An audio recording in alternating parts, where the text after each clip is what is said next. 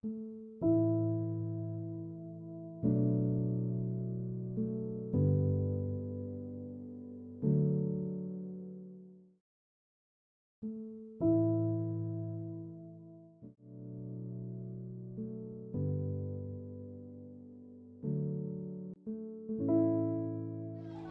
sih Bu menurut pandangan Ibu tentang sosok Pak Bejan?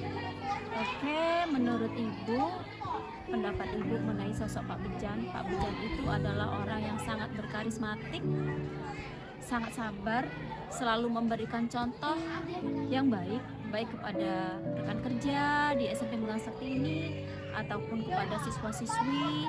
Setiap masalah apapun yang ada terhadap siswa, dia selalu memberikan pendekatan persuasif yang mengena sehingga siswa di sini bisa ditindaklanjuti permasalahannya dengan sangat baik.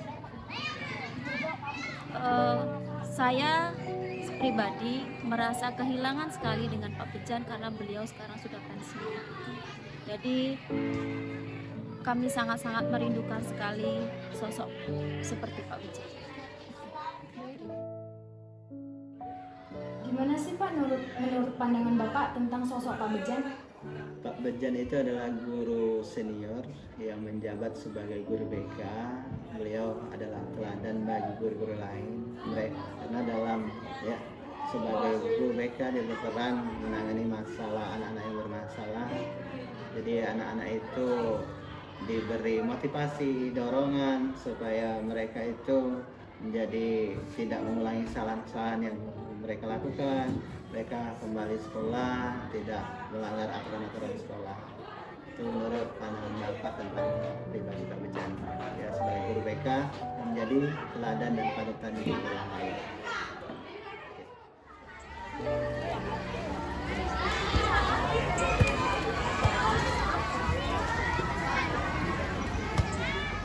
Pak Bejan itu baik orangnya. Sabar, disiplin, tanggung jawab, teguh pada pendirian.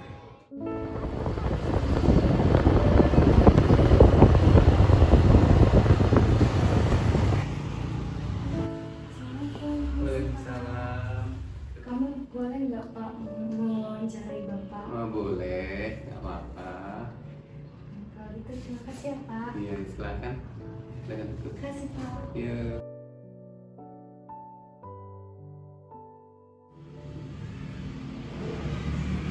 Saya juga jadi guru dulu mulai tahun 1946. Pengabdian saya selama 37 tahun jadi guru SMP. Pertama kali diangkat saya ngajarnya di Pemetunan Basuki Martapura. 2 tahun setengah di sana, Caper, DNS, kemudian DNS tahun saya minta pindah ke Musirawas karena orang tua saya dulu kan di Jambu ya. Saya kepingin merawat orang tua, jadi mendekati orang tua saya pindah ke SMP Negeri Megang Sakti. Dulu SMP Negeri 2 Morawakitan, bukan SMP Negeri Megang Sakti. Itu tepatnya saya pindah April 1989, tapi SK-nya turunnya Juli 89. Karena saya diizinkan oleh kepala sekolah yang lama itu boleh membantu dulu di sini karena di sini masih kekurangan tenaga guru gitu.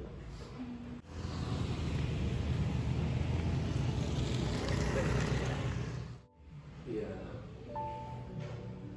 Semua sekolah itu sama saja ya. Kalau di SMP yang lama itu saya dulu gimana ya, karena usianya masih muda, saya tuh kadang-kadang dengan anak itu ya memaksakan kehendak terserang aja, dikatakan mungkin nggak sesuai dengan hati nurani anak ya, dikatakan terlalu disiplin ataupun terlalu egois ya, mungkin gitulah ya utama awalnya. Karena di sana perintis, jadi anaknya tuh pokoknya besar tinggi semua. Ketika itu ada anak itu kan di sana lingkungan Bali ya, lingkungan Bali itu ilmu apa ya, kan apa itu mencolok gitu. itu ada anak terlambat. Anak terlambat itu oleh guru matematika dikasih sanksi suruh mencabut rumput. Itu dia malah marah, kemudian diterjang gurunya sampai tidur balik. Waktu itu saya dekati, terus saya rangkul kan, bicara baik-baik. Dia minta maaf, keduanya ada maaf paling besar. Artinya apa? Artinya tuh berarti dengan saya itu ada penghargaan. Nah, di SMP sini dulu juga begitu. Saya dulu ya agak keras kan orangnya. Saya itu agak lunak itu mulai belum lama loh saya lunak gitu. Sekitar 2017. Tadinya keras juga, ya. Keras juga dengan nama itu. Tapi kerasnya saya itu mungkin agak beda dengan yang lain ya. Kalau saya habis Marayana kemudian taruhan hilang ya, oke bagaimana ya? Nanti lain kali saya panggil ya, saya minta maaf dengan dia. Yang saya cerita dia adalah kesalahan kamu, Tuhan kamu. Saya itu sudah sayang dengan kamu gitu.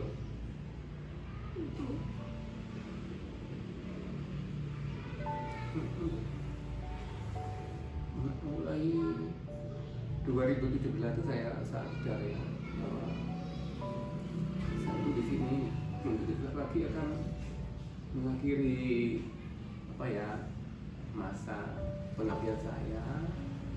Saya terus menurunkan temperamen saya, nggak marah lagi karena inalo sama sendiri kalau adalah saya orang lebih sabar. Saya mulai mendalami agama, jadi ya, mungkin orang kesannya lain. Kok Bijan berubah ya? Gitu. Tadinya kan dia masih mengangkat suara gitu. Itu nggak berani saya mengangkat suara.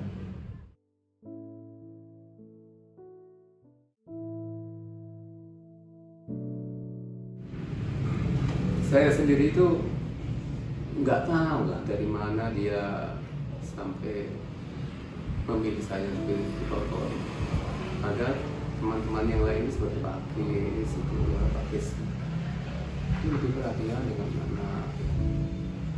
Atau mungkin saya tuh bingung sebenarnya di RBK jadi guru favorit. Ya. Bahkan dalam hati kecil saya nggak menerima. Ya. Karena ada yang merasa saya rasa tuh saya kurang layak gitu loh waktu itu. Ya waktu itu mungkin ya karena dengan permasalahan anak itu saya tuh apa ya, kalau menangani masalah ya saya tuh nggak buru-buru marah ya. Kalau anak ini di rumah ada masalah mungkin dengan teman, orang tua, dengan adik gitu. Jadi saya cari dulu titik permasalahannya ya. Nggak serta-merta saya ketika ada nakal, ada anak tinggalnya nggak sesuai dengan aturan sekolah tuh tak pelajari dulu gitu. Ya. Terus dimanapun anak itu ada, dimanapun lah ya, kalau di luar atau di luar sekolah seperti anak yang melihat tari-tarian itu, nanti kok saya lirik tuh ini, terus besok saya panggil, kenapa kemarin di sana, kalau kamu ikut itu ya mengantar teman ya, lain kali jangan ya, nanti kamu terpengaruh gitu, ya batas itu aja.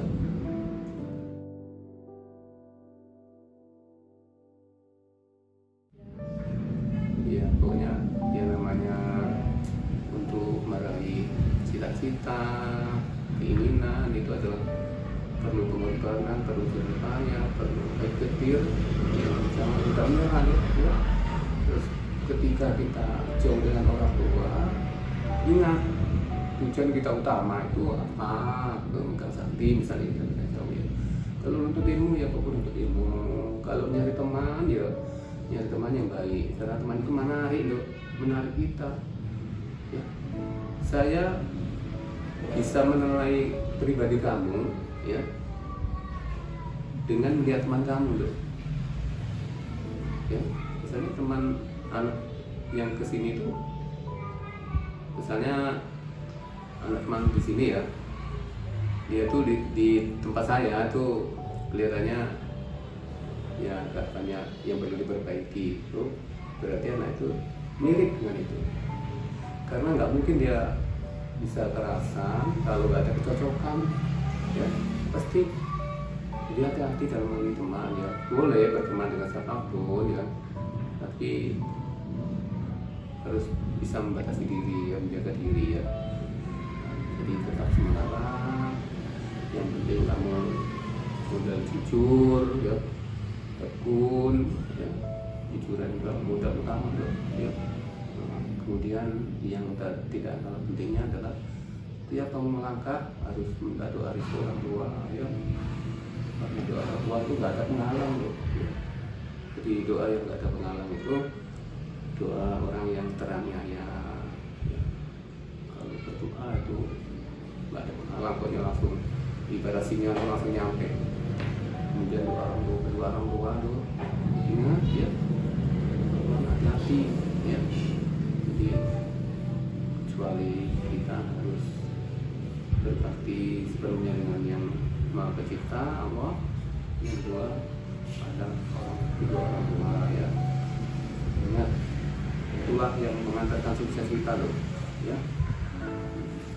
Karena kalau sama dengan kita ya, kalau ada kata-kata yang kira-kira menyentuh hati sampai kita sakit, itu akan meluka dan selalu ingat membekas loh. Dengan teman pun kita harus hati-hati dengan cara bicara, nggak boleh terlalu keras. Nggak kita sadari ya, kata-kata yang kita sampaikan tadi, yang kita lontarkan mungkin menyakiti hati, dan itu akan membekas ya, membekas di hati mereka. Disayangi teman-temanmu bila tak bergaul, dekatilah guru-guru yang ada di sekolah ya. Nggak usah takut, selagi kita benar nggak usah takut ya. Selalu kita bimbingan, kalau kita ada tugas nggak apa-apanya ya, kita perlu ke kantor nggak apa-apa, yang penting cara kita bertanya itu ya jangan sampai dia sibuk lagi apa ya, lagi ada aktivitas yang nggak kita kalau nggak boleh, biar dia pintar kita lah sampai itu yang dia di doa guru, doa orang tua itu adalah kunci pokok mengantarkan cita-cita kamu nanti ya. Itu ya, pokoknya semuanya dianggap saudara. Kalau kita menerima hal yang nggak baik itu kita nggak enak, jangan sampai dari bibir kita keluar kata-kata yang nggak baik terhadap orang lain.